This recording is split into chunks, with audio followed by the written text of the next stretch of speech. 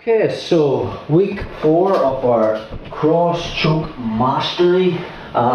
This time, so we looked at how if Matthew was postured and he had that grip, I could turn my body and withdraw my elbow, and I'm here, and then when I throw myself down, I have the cross choke with all the details we covered in the early in the mesocycle. Maybe he makes that grip again, or sorry, I broke his posture, I've got him down, head and arm, which we covered in week 3, and from there I make that initial grip. Again, when he tries to posture, I can bring my arm over, and we have that cross choke as well. Another common scenario you come up against is people are controlling your biceps with their hands, and this is a good strategy because Matthew's controlling the inside space with his arms.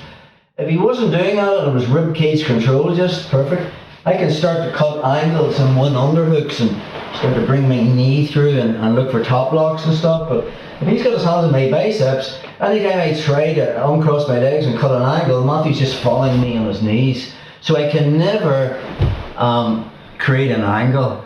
And also, if I try to swim inside, his elbows are tucked to his body, so this can create problems. But the cross choke is a perfect way to deal with this, because even though he's monitoring my bicep, my hand, let me get that hand on the collar, I can just move it straight into that position. And again, all that details of getting my hand in the right place behind his ear. I've made the connection with the back of my hand. A lot of times his head will be tucked, but he's still monitoring my bicep. So we covered this on the last time. I'm going to use my hips, so I don't stretch him away with my legs to create space. To get my second hand in, I just bump him with my hip, and I keep him there with a stiff arm. So we have 2 options from there. One, I swim my hand inside. That's a 4-finger inside grip to the underside choke, and then I come back and then I just curl my wrists using all the methods that we covered in the earlier mesocycles. Again, he's controlling my biceps. That hand comes in, my primary hand.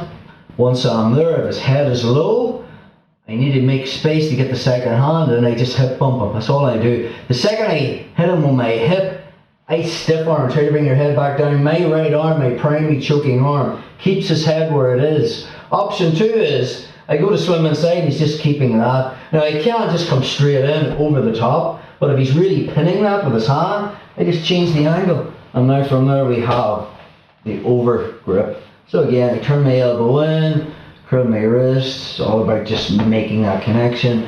I'm not going into detail now to finish, or I'll be here all night. Just cut that angle again now, bro, so we're here. So from that position, nothing stops the first hand coming in, okay? Matthew's got his ear to my chest. We just hit him with our hip, stiff arm him here, and depending on whether I get inside and I'm back into my cross choke, or if I feel that's not on and I can't come through, he's really pinning that, I just change the angle. And now from there I just slap to make the connection with my forearm against his jugular. So it's connection first, grip second, elbow in, and then the curl of my wrist to get the cross choke. So that's dealing with when they're playing that kind of game, controlling your biceps.